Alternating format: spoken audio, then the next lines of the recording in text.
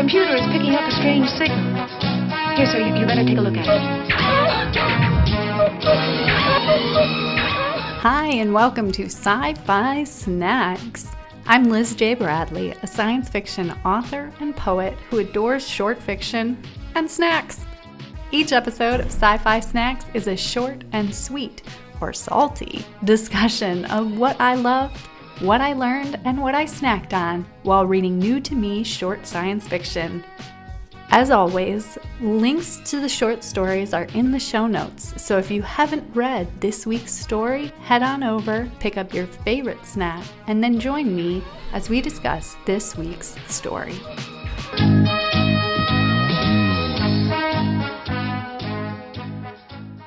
Hello, everyone, and welcome to week 5 of Sci-Fi Snacks. I'm so excited that you decided to come back and chat short science fiction and snacks with me. This week, we are going to be talking about this really, really impactful short story from Strange Horizons magazine by Cecilia Ananias Soto called Curlews. Now, when I was picking out stories, I wanted to make sure that I had a diverse range of stories, but sometimes I would pick a story based on a title because I know we're not supposed to judge a book by its cover, and a lot of the time in short fiction, we're not actually even looking at the cover. A lot of the time we read, at least I read, from the websites, and there's a cover for a lot of magazines, but that cover doesn't necessarily have anything to do with each and every story inside that edition. So a lot of the time, all you have to go on is a title. And I think that's why you get a lot of really, really thoughtful and unique titles in short fiction. I know that personally, I love a really long title, just personal preference. I love a long title, especially if you have a really short story.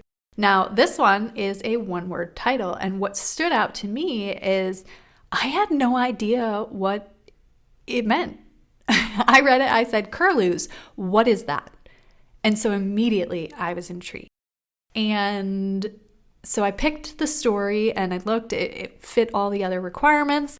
And the first thing I did was I got to my handy dandy search engine and said, what is a curlew? Come to find out, it's a bird. You learn something new every day. So curlews are these really kind of like cool looking birds because their bodies are, I think they're like fat little round bodies. Some pictures do show them a little thinner and whatnot, but they have these really, really long, thin beaks that help them get fish and eat and things like that. And they have these long, skinny legs. And I think they just look really cool. So I was excited. And that is how I chose the snack for this week. So I looked at the title. It's a bird. What kind of snacks go with birds? Eggs. And yes, I know, eggs are stupid expensive right now. I have been rationing eggs in my own house. I have been doing egg substitutes for baking where you can use applesauce or flax eggs or things like that. But there are just times where you really just want an egg. So I think I got pretty lucky when I went and bought eggs for this. I went to Aldi and they were under $5 a dozen, which hurts my brain to even think about. They were still $4 something a dozen for just your generic eggs. Like I would pay $4 a dozen to like my neighbor if they had chickens and they were selling eggs, and I wouldn't even think about it. But the ones at the grocery store, yeah, it hurts. So I decided I wanted deviled eggs for this story, which felt like more than just like a little snack. Deviled eggs feel pretty big. And I know there's always this joke, I see it go around usually during the holidays where people are like, oh, would you eat like 4 boiled eggs in a row? And everybody's like, no, of course not. That's ridiculous. And they're like, here's a plate of deviled eggs. And you're like, thank you. And you eat 8. Well, spoilers, I ate like 5 deviled eggs and I felt so sick after. I was like, oh, they're so good and I want to keep eating them, but I feel like I'm dying now. And the story was long. I didn't even finish the story. I just was like inhaling these eggs and I was like, okay, Liz, you need to chill. So yeah, deviled eggs for the Curlews story. All right. Now, before we dive into the story, I do want to give a couple of content warnings. There are content warnings listed on the page with the story on Strange Horizons, so I am going to give those to you in case that's something that you're not ready to hear about right now.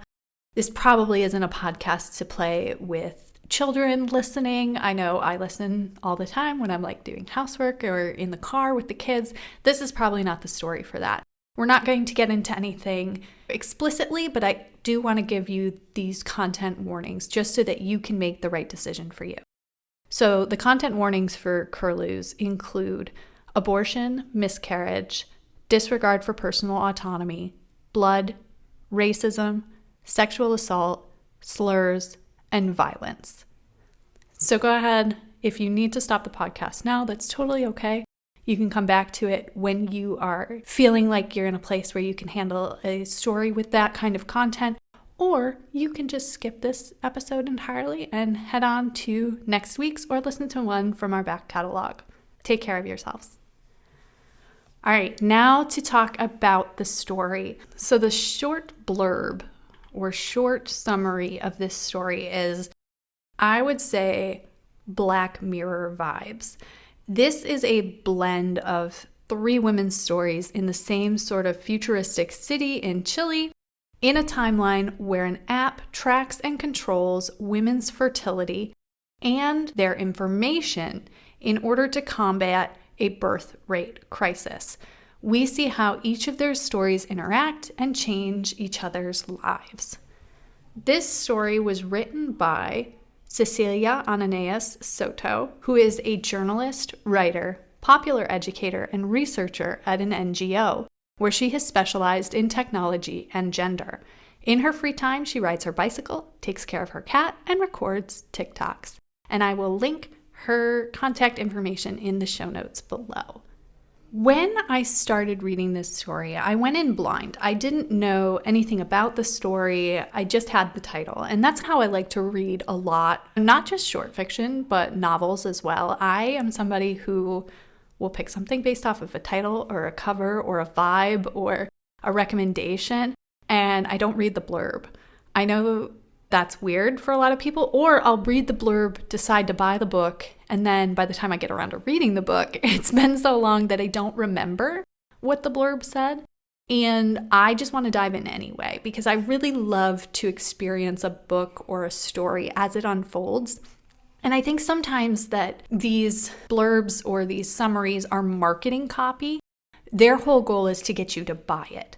It's not to set you up to read the story. So when I dived into this story, what I really loved was just how unique it felt. We started with this character who was in her apartment and just coding and working all the time, and she seemed very afraid of the outside world, but she lived on the edge of this wind farm. And so what would happen is every day the shadows from the windmills would just go over her apartment, and it was like she was going slowly crazy, but she was too scared to step out. And then we meet this other character who is a user of the app that the first character is a worker on. And we see the effects of all of that work that's taking place in isolation on a real person, because she has entered her fertile period. She has to choose someone to procreate with, and she has to remain in her apartment for 24 hours. And so we're seeing the disconnect of these two people who are literally in the same building. We find out that they're in the same apartment building and they don't know each other. And there are these huge ramifications for each one's actions. And then we meet a third character who is a farm worker out in the farmlands of Chile, who finds this flower, this rue, that becomes really instrumental in the plot to aid in an abortion for this character who is being forced into a situation that's essentially rape to solve the birth rate crisis in Chile. And so we see how these three people who haven't really met are intertwined in this story right away. And what I really, really loved about the story is that even though it was really heavy and this was a tough story to read. And I read it in a couple of sittings and I was like, oh, this is heavy. This is a lot. Because so much of it felt really plausible. And I think it's one of the things that, people talk about again and again. Oh, we're living in Handmaid's Tale. This is Gilead. This is all of this. And it almost becomes desensitized or overblown because people are like, oh, stop making those. It isn't that serious, or it is, or you're being really dramatic. And so there's a lot of gaslighting going on about current events and where things are headed and things like that. And so in all of this discourse, this was the first time I read a story where they literally laid it out of how we got here, and you could see it on the page. Each one of these characters thought they were doing the right thing and the best thing that they could. And even the character who was working on this app, she wasn't doing it because she thought that she was some evil character who was like, I'm going to oppress other women. Like, it wasn't that at all. You could totally see her motivations and how her fear was used against her, and how it wasn't a singular issue. This woman was terrified to even open her apartment door because she had just been fed all this propaganda about how unsafe the world was. And she thought she was doing the right thing by creating this app where women could have safe choices, and that the population would continue, and that their country and their life could continue. So like, you saw all of that and you saw how plausible it is. And then you look at our world now and you look at how people's fears are being used against them.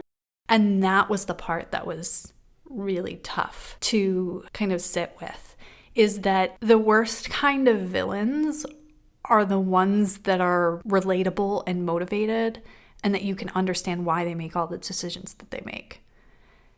It doesn't mean that they made the right decisions.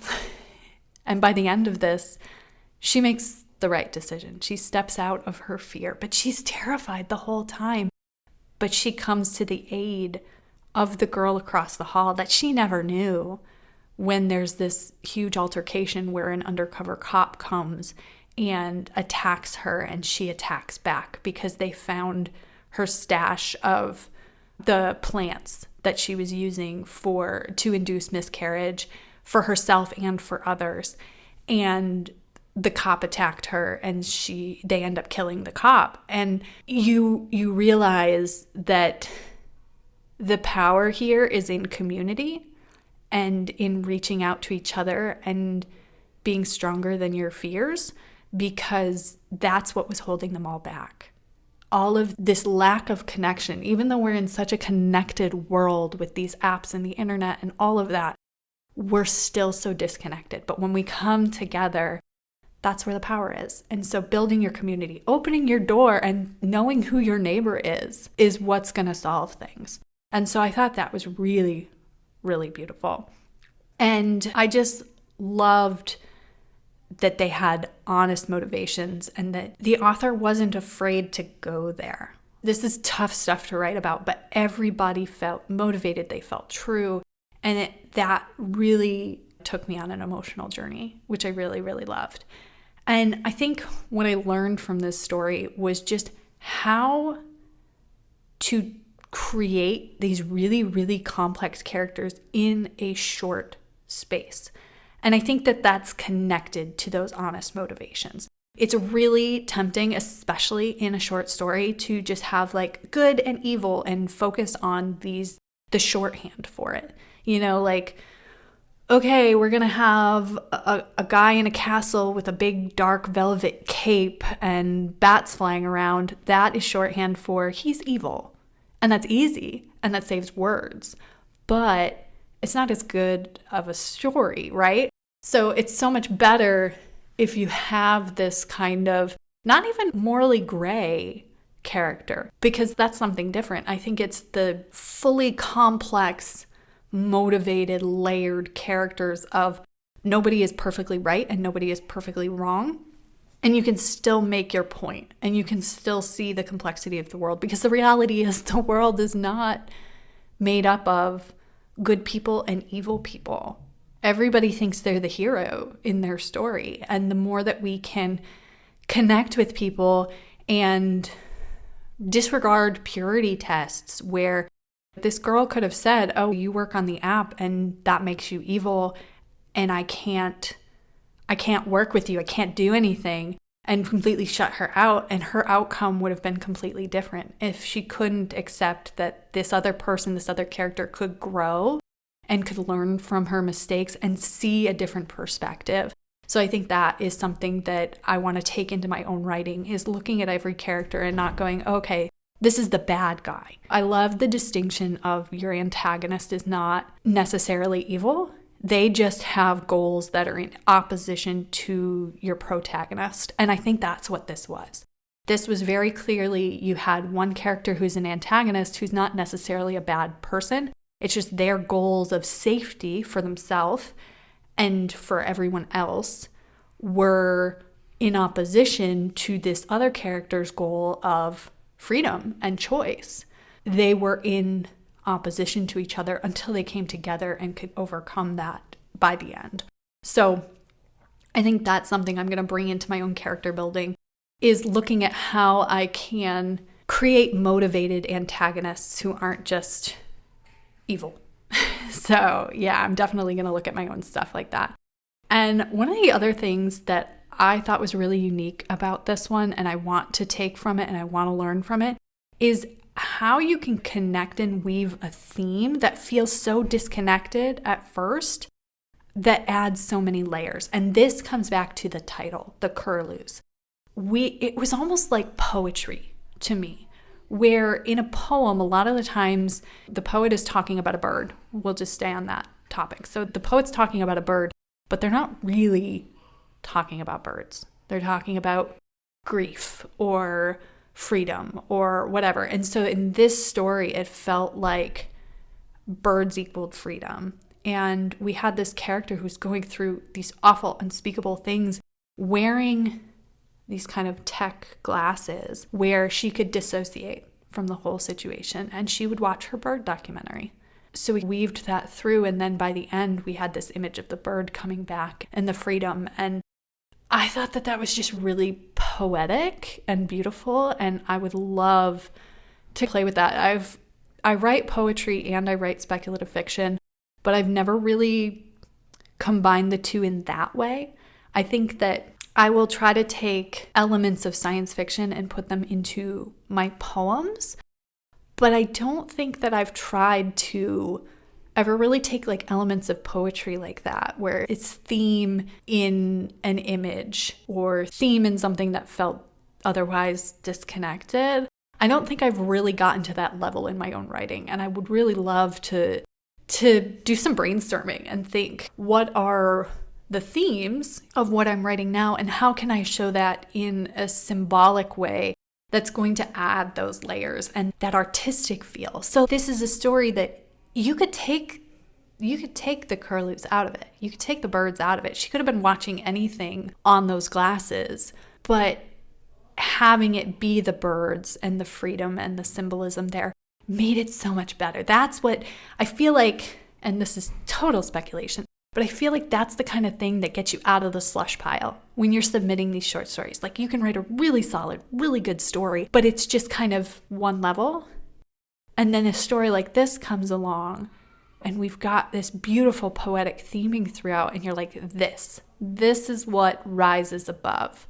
This is what takes and elevates a story about women's rights into art that people are going to remember. Because I guarantee you, if I ever see a curlew in real life, like, I'm going to think of this story. I see windmills, I'm going to think of this story. It's all of that beautiful symbolism and all of that it comes back to elevating this to a level of poetry and art. And so thanks for sticking with me on this one. I know it's a little heavier than some of the other stories we've talked about, and I appreciate you listening and being along for the ride. So I want you to stay tuned for an announcement about season 2 next month and how you can be a part of it. I'm having so much fun with Sci-Fi Snacks here, that I'm going to keep it going. We're going to take a short little break in the fall, or a short little break over the summer, and in the fall we're going to come back with season 2, and there's some really exciting things. So make sure you sign up for my newsletter down in the show notes so you don't miss a thing.